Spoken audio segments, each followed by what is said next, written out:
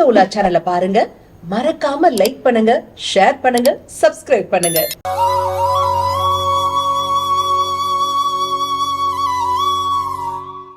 ஆன்மீக உலா அன்பு நேர்களுக்கு இனிய வணக்கம். அலை இல்லாத கடல் கிடையாது, பிரச்சனை இல்லாத மனித வாழ்க்கையே கிடையாதுங்க.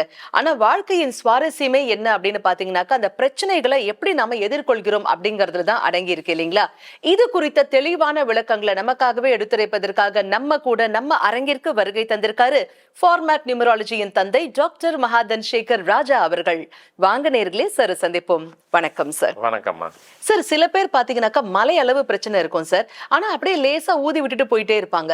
சில பேர் பாத்தீங்கன்னாக்கா கடுகளவு சின்ன பிரச்சனை தான் இருக்கும், அது அப்படியே ஊதி ஊதி மென்டலி பாத்தீங்கன்னாக்கா அவ்வளவு பிரச்சனைகளை அவங்களே இழுத்துப்பாங்க சார். சோ பிரச்சனைகள் அப்படிங்கிறது காமனான ஒரு விஷயம் தான். அது எங்களை நோக்கி வருகிறது என்றால் அதை நாங்க எப்படி ஃபேஸ் பண்றது? உங்களுடைய தனிப்பட்ட ஸ்டைல் என்ன சார்? பிரச்சனைகளை வந்து ஃபோக்கஸ் பண்ணக்கூடிய அந்த ஸ்டைல் என்ன, அதை எங்களுக்கு சொல்லுங்க சார். ஆமாம், எங்கே பொதுவாக இப்போ எல்லாரும் இங்கே வர்றது எதுக்கு வரப்போகிறாங்க? அவங்களுக்குள்ள ஏதோ பிரச்சனைன்றது தான் வரப்போகிறாங்க. இல்லைங்க, நான் ஒரு 4 வீடு வச்சிருக்கிறேன், 5 கார் வச்சிருக்கிறேன், ஒன்றும் பிரச்சனை இல்லை அப்படின்னு சொல்கிறவங்க வரப்போகிறது இல்லை. ஆமாம் சார். ஏதோ ஒரு பிரச்சனை அவங்க கையில் இருக்குது, அதனால தான் வரப்போகிறாங்க. பிரச்சனையும் வரா மாதிரி ஒன்று இருக்குங்க அப்படின்னு சொல்லி யாரும் வரப்போகிறதில்ல. வந்தால் தான் நம்ம ஆளுங்க போவாங்க. ஆனால் என்ன கேட்டால் வரா மாதிரி இருக்குன்னு முன்கூட்டி வந்துட்டு சேஃப்டி. அது தெரியும் சார். நீங்கள் நினைக்கவே வேண்டாம், செஞ்சுக்கிங்களேன், வராது. நம்ம சேஃபர் சைடில் எப்பவுமே நம்ம வந்து எங்கே நிற்கணும்னு கேட்டிங்கனாக்கா, சேஃபர் சைடில் நிற்கணும்.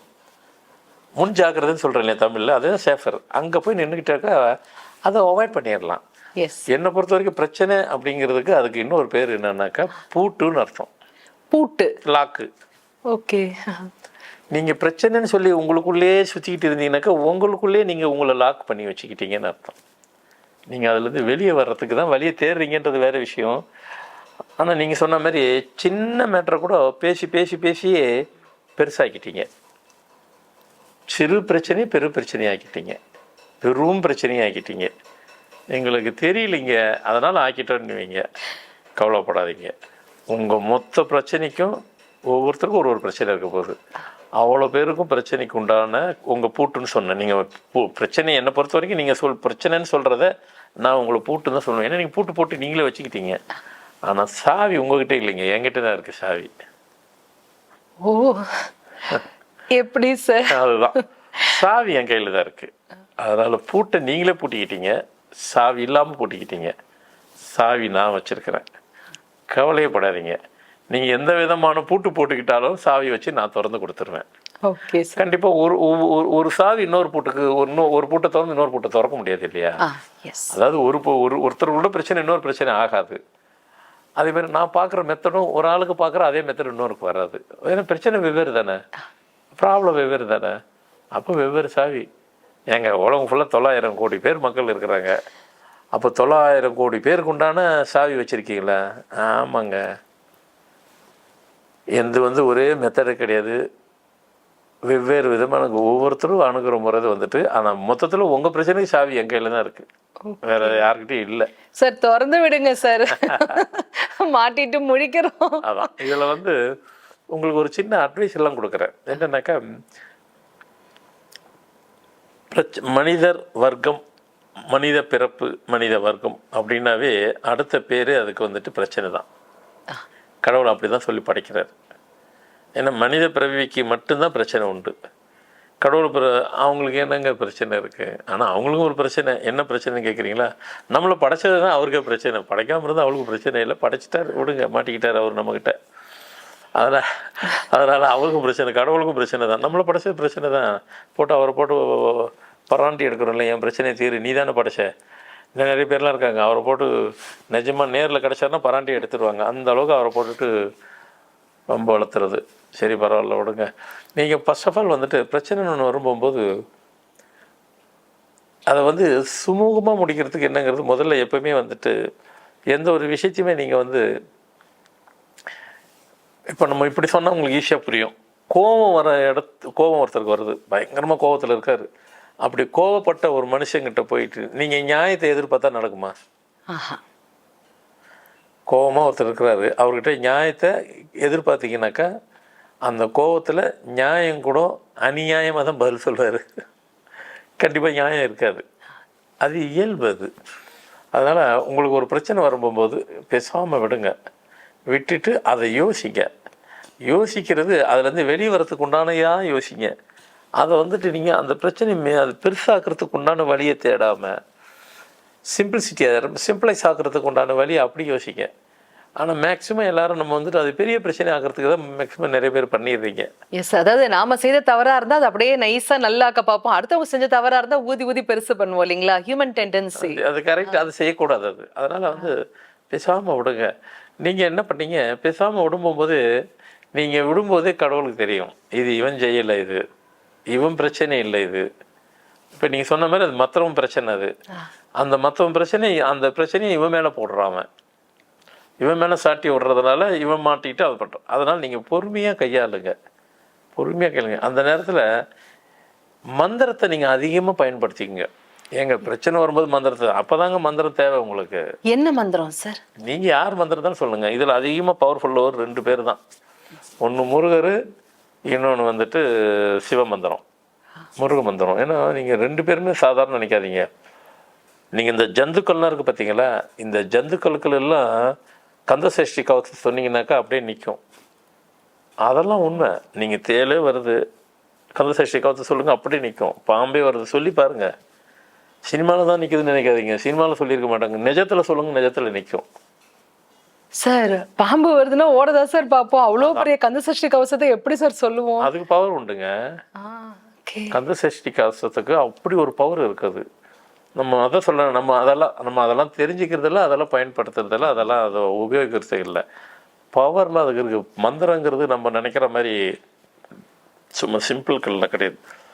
அது பவர்ஃபுல்லாக இருக்கிறதுனால தான் கடவுள், நாம் மனுஷன் தோணும், கடவுள் தோணும். மனுஷன் தோணுன காரணத்துலேருந்து இந்த மந்திரத்துக்கு பவர் இருக்குது. நாம் அது முழுசாக தெரிஞ்சுக்கல.